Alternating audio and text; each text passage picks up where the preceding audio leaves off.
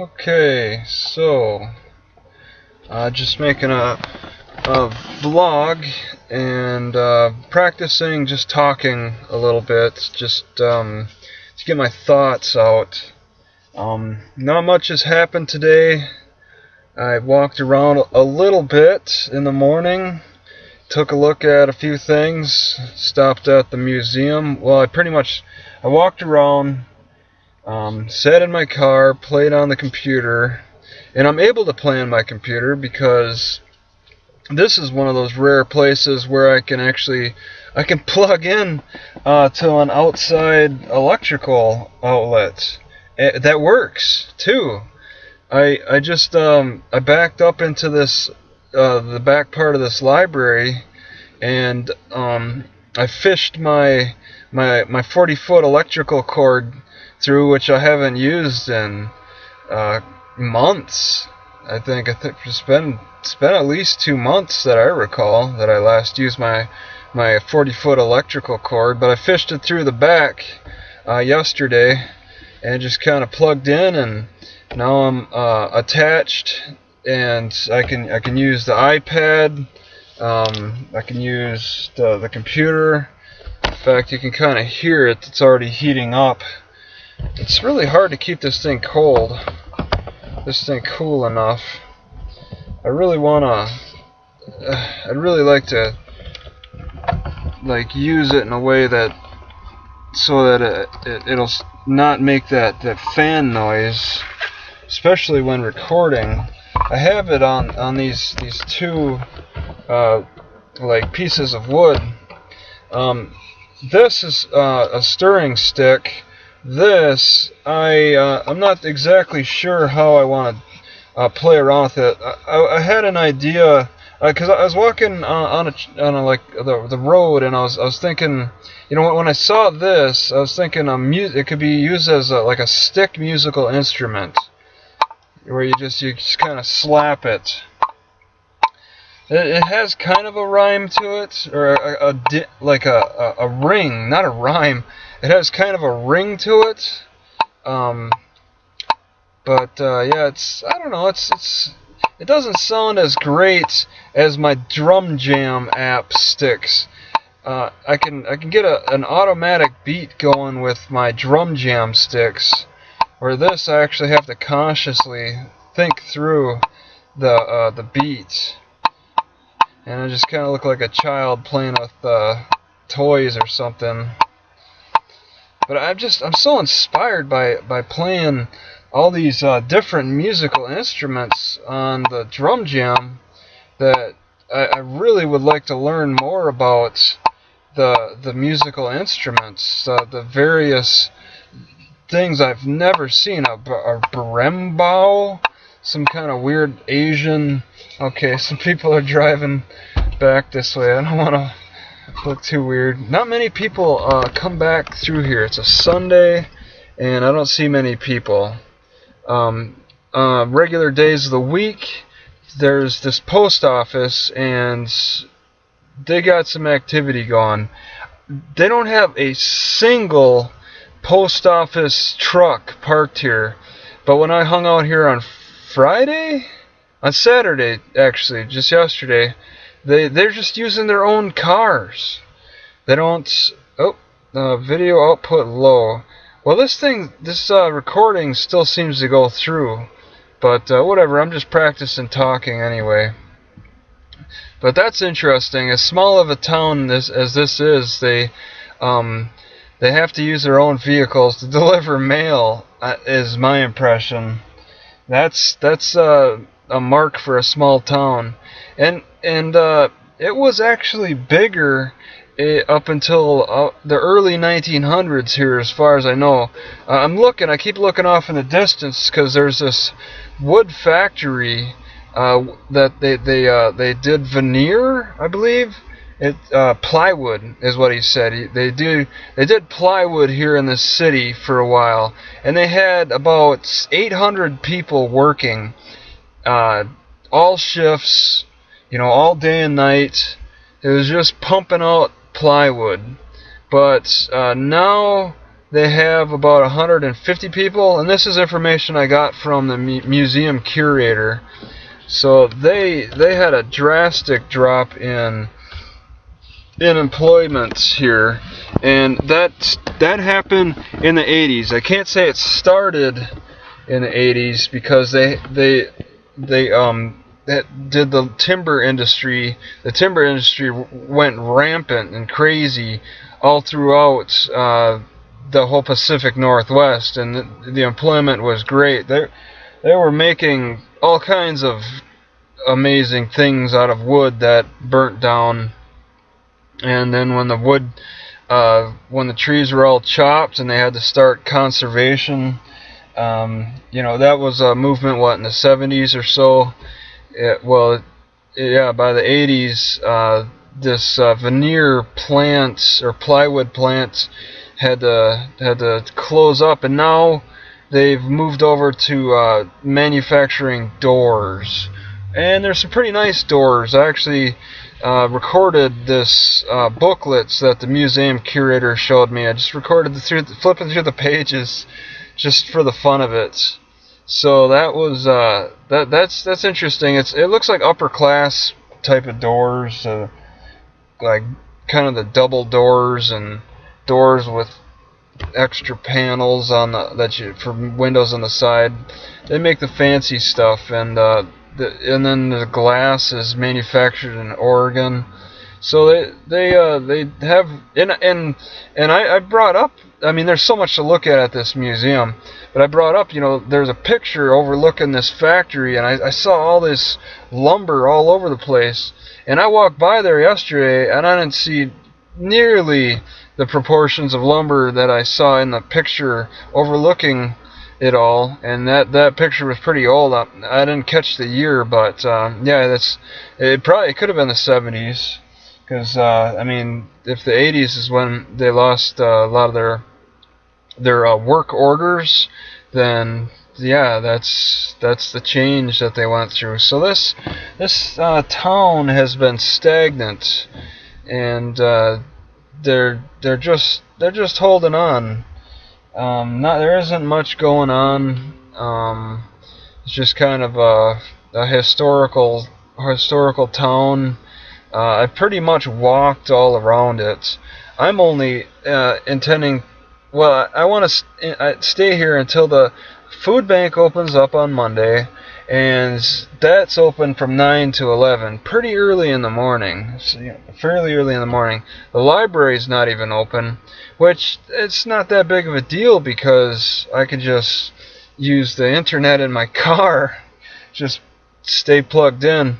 There's actually a bathroom here I can use that's open 24 hours a day at the park just a couple blocks away. So I'm forced to walk a little bit to use the bathroom, but that's okay. Unless if it rains, then there was some nasty rain last night. Then it becomes a little more difficult to walk through the rain to use that bathroom. That's when I have to use a pee jug. I have to pee in the jug and then pour that out into the rain. It doesn't really bother me so much because when I pour it out onto the ground, there's already rain that's gonna wash it away anyway. So I don't really care. If it's dry, I'm not gonna dare just pour piss on the grounds. There's no way. I'd find more a vegetation, like bush type of hiding place for it. And when it's dry, yeah, I'll find the bathroom. I'll run over to the bathroom. This place is a little bit better than Elma for being able to use the internet and stuff. I mean, still, it's part of the Timberland Resources Regional Library system where they block porn and they shut off between midnight and 6.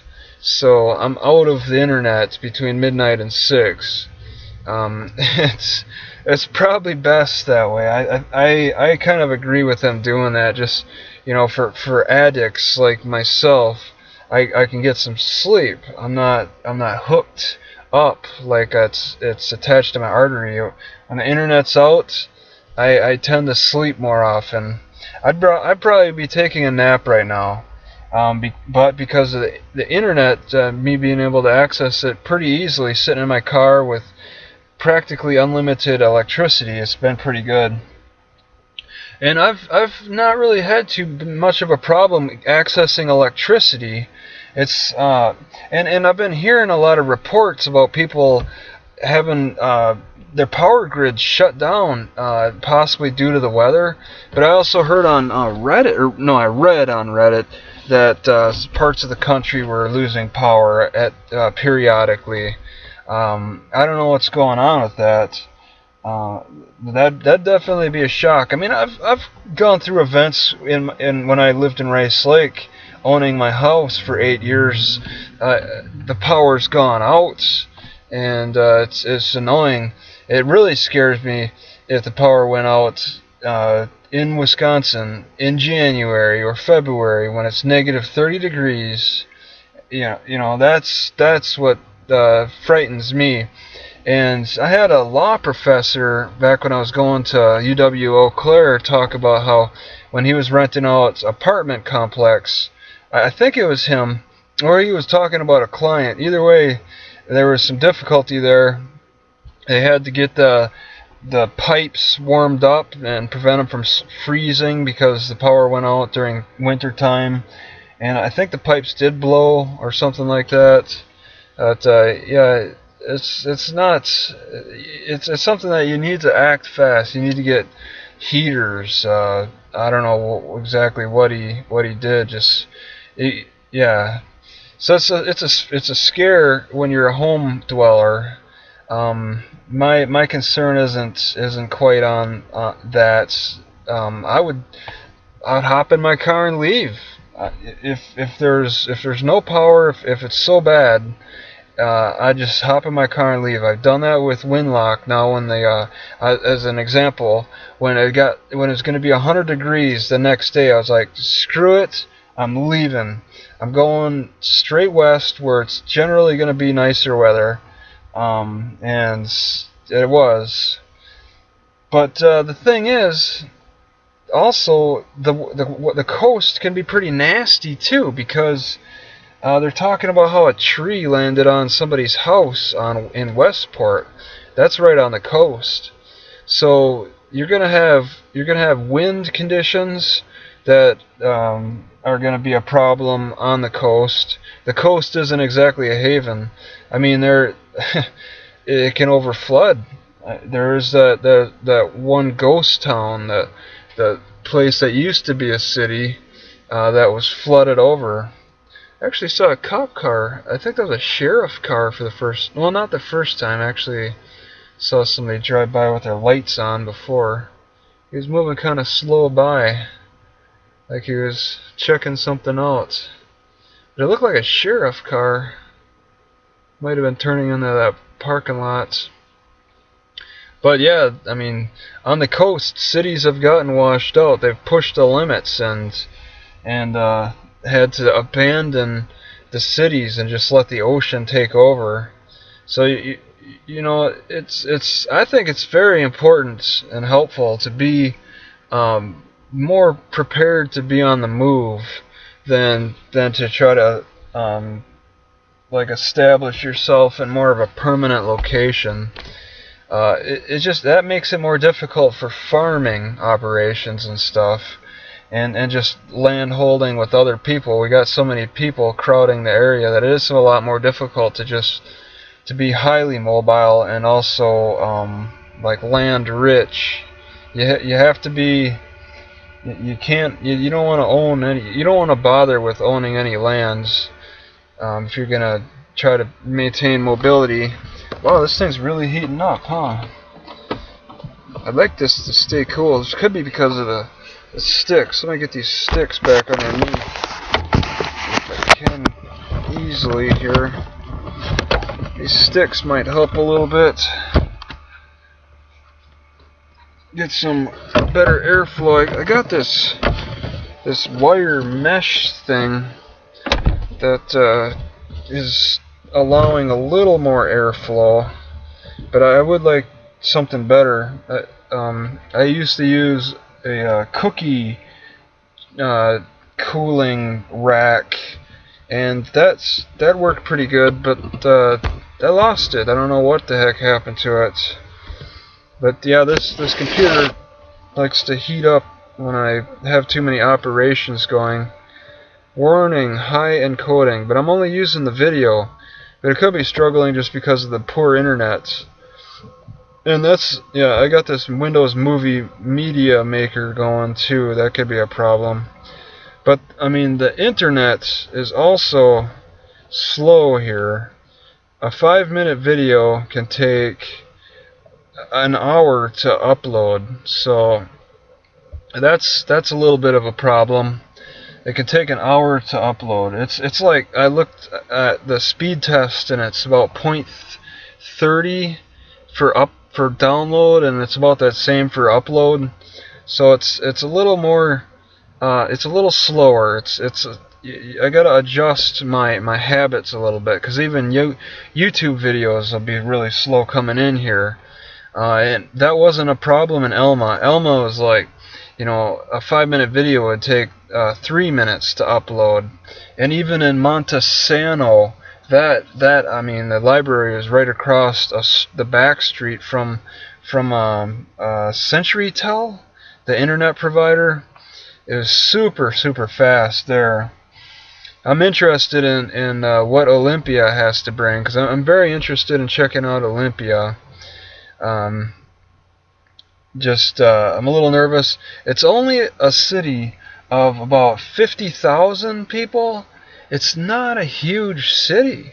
It's not like Salem. Salem at 180,000. That was a lot to learn. There's a lot of food banks. There's just a lot of action going on. A lot of craziness, crazy people. There's that cop car again. That looks different. It looks more like the sheriff. I'm not sure what he's doing.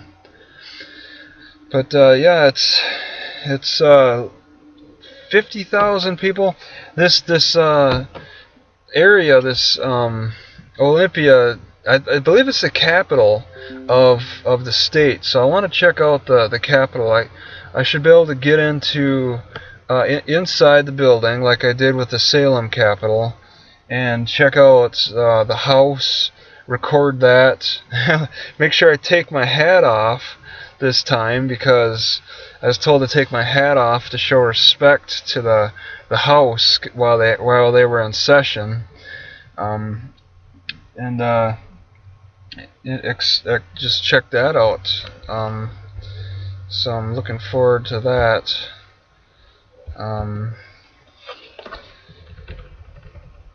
Like, yeah, don't really, I just get distracted by activity around. It's really rare to see anything going on around here, see anybody driving by, walking by. That guy that walked by was the first person that I seen walk by. I thought he was coming straight at my car, and I was wondering if he had something to say. Thought we were gonna have a conversation about something. It bothers me, but I'm pretty new here. I mean, I've only been here a couple days, so for people to just suddenly be annoyed by me will be a surprise. But small towns, weird things, quirky things can happen.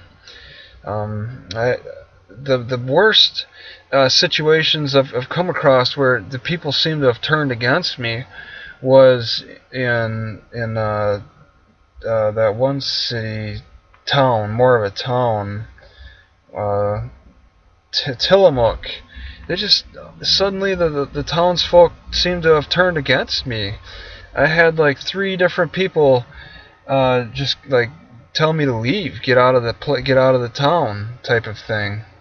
It was just like their personal problem with me. I think I was there maybe 3 weeks in or so, 3.5 weeks in. I don't like to overstay my welcome. I think, oh, there's police. Okay, it's the local city police. He just went right back through, so it's not a sheriff. I never see him come back here. I don't know what's going on. But in the bigger cities like Olympia, they'll probably. I want to look for a homeless shelter. I just want to locate it. The food banks, of course. And just, yeah, the library, just a place to park. It'd be nice. I really liked how what routine I got into at Salem. Salem was it got pretty comfortable because I never got harassed, and I had a pretty comfortable parking spot in a park that was a good distance from the library, but it was a comfortable journey to get to the library. It was like I didn't really take the roads so much. It was some nice trails and stuff, and I'd really like to look for that in Olympia. It really sucks sometimes to find to go to some cities and just there's no real decent place to park. I'll look for a Walmart. I probably want to do that.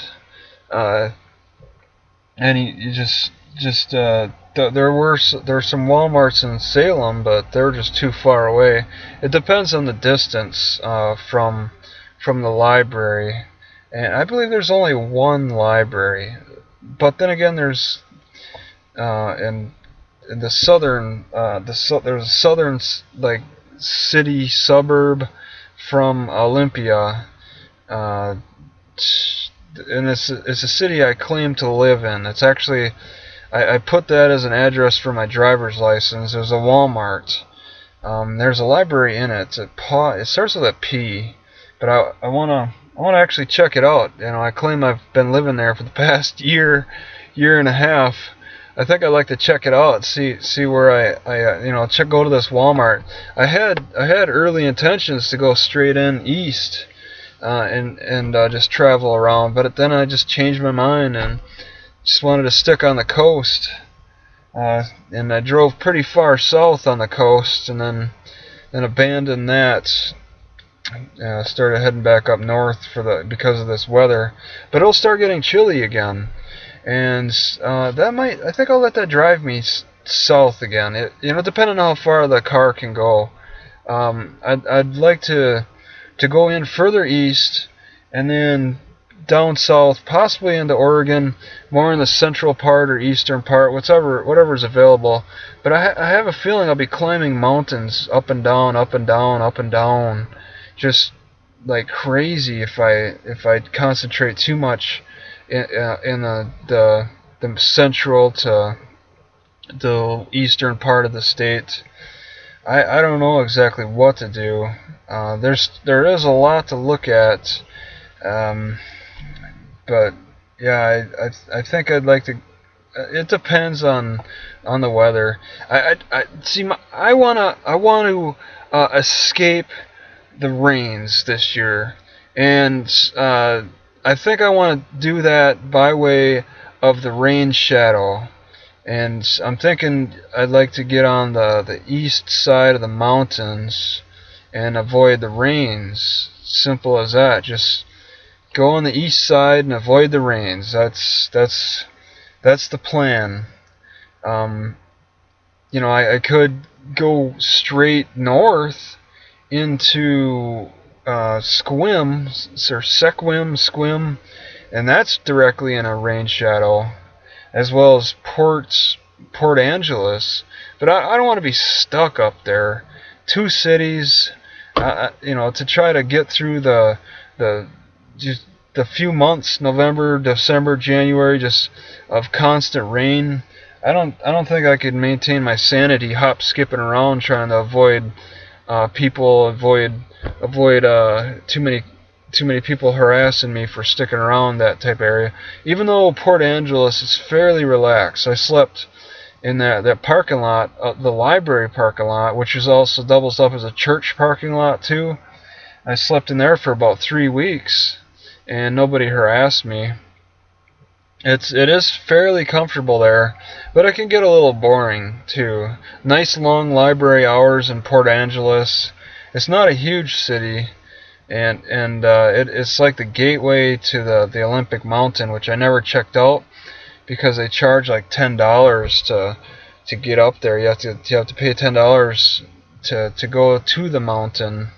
And I'm not willing to pay that. I can't pay it. I really need to focus my money on just any kind of emergency and the gas to get around right now. I'm not making a dime. I'm just way too poor. It's just, I get excited finding a nickel on the ground still. And one day I found a bunch of nickels. It was pretty nice. It was a very good day that day.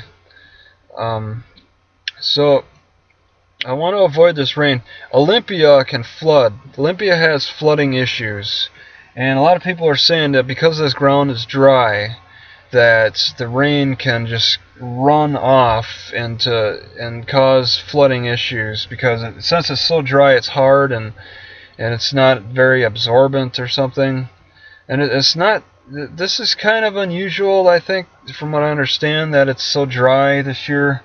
I talked to the museum curator, and he said he mowed the lawn for the museum for the past 30 years. He said one year it was just cloudy all summer. It never rained, and it was never really sunny, and that killed the cucumbers. That's how he kind of remembers it. Is it wasn't good for all those clouds with the lack of rain, lack of sun was kind of hard on the cucumbers. I guess they need a lot of sun. But Olympia can flood over pretty. It's got a history of flooding in that area. Most likely this area included, because I'm not too far from Olympia at this point. So the rains come in November. I have September will be starting up here pretty soon. I'll enjoy this month, even though it rained, past couple of days now. It's starting to pick up, but the real rains don't start until November or so. October maybe. I think I want to be over the mountains. I want to be in the rain shadow by then. It's not a big race. I don't mind the rain too much, but if I could tactically avoid it, I think I'll go for that. I'll just keep moving along, and then as the winter approaches, I'll try to maintain a good, just stay going in a southerly direction until the weather looks to improve. I'm not equipped to cook food yet. Still, that's the difficulty. That would be ideal for this cold weather coming, but I'm not sure where to have. I'm thinking I'd like to try to buy a firebox, and I think I'd like a Trangia. I think those two things can be really helpful, because I could easily cook in this. This is just a mixing bowl, but it's stainless steel and it works. I can cook with it. Even an 80% cooking of some grains is pretty good. You give them a good soak, and it's just pretty good. But I want to cook pork. It's been since Raymond's that I've had some decent pork, and now I was microwaving it then. I'd really love to cook some pork up, but I don't know how to best approach it. I got a couple problems. It's a money issue, which I'm expecting some that lawyer legal fee to come back to me. They're expecting about $300 for the Prosper legal issue, the payout, the second payout of 3, which is one every year. They really spread them out good. That is a decider, and it's coming in the next couple of weeks. That'll make it easier to purchase something to cook with, and then I also have to decide where to have it sent. I look at Overstock, and it's really hard. You can't just order something. You can't have something sent to the post office, because the post office might want to charge me extra if it was through UPS, or they may even turn it away. even though Rice Lake was pretty good with it, I have to talk to the post office workers and get a feel for their attitude. Because some have worse attitudes, some have good attitudes. It depends. I think partly the reason the Rice Lake post office master was friendly to me is maybe because he knew my mom or something. Family kind of helps with that. But when you're in company of strangers, it's volatile. You don't know what exactly to expect. But I'm trying to decide, how could I get this delivered? Because it just doesn't. If I wanted the firebox, it's $60. It's a hefty price. I think it should probably be cut in half. It's for metal, like sheet metal. It's pretty much sheet metal stamped out sheet metal, and they jack up the price because it's a brand name and all that. But I'd like to get something like that, and something like a Transgia. I mean, I played around with alcohol cooking, and I probably could stick with my can. I still keep it. This thing, I mean, it still cooks. But I need to be able to have something to hold the bowl up above it, maybe about this high. That's part of my problem. I've been trying to shop around. Do I go for the firebox? That could be also. I could also put wood in this firebox and cook with wood or gas. I like that dual usage. Because if I do go in a territory, an area where I can get privacy to cook, I could really use that firebox. I could really use wood in the firebox. And yeah, I just watching the videos, I'm becoming more and more convinced it's a good idea. But it's just that price. They have that price point set just high enough where it doesn't seem like it's that essential. Like there could be better options. All right, and there kind of are, and I'm kind of looking. That's one problem. It's the price. If the price was down to 30 or so, then I wouldn't worry so much about the money issue, because it's difference between $60 and $30 is pretty significant. If I could get something for cheaper, then I wouldn't have to worry about that having enough money on me for emergency purposes. And then the Transgia is like $12. That's up there. That's kind of pricey too. But once again, I could use my little can, and my little can just pretty much needs something like a firebox. I just put it in and put the pot on top. It's just, and you could use a coffee can, as far as I understand. It's just the firebox is foldable too. That's the thing.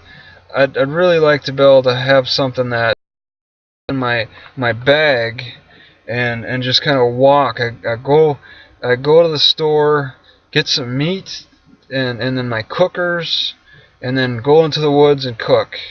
I really like that the transportation ability. And then what's really important too, on top of that, is another accessory I got to look into is something tires too. I've been looking into these strikers that you use that just make a lot of sparks. I'm thinking those would probably be more ideal than messing around with matches or lighters. Although I think I'd like to still maintain a lighter with me, keep a lighter with me. To just have multiple fire starters is probably a good strategy, rather than just rely on the striker. That I have seen people light their cigarettes with these strikers, these whatever they call them, Faro. Is that what they call it? Faro lighter, Faro striker, or I don't know why I keep forgetting the name of it. But it's a fire. I I want to call it a fire stick. It's not a fire stick. Fire something. Fire. Well, it's called something. I should probably end this anyway. Alright, this is over with.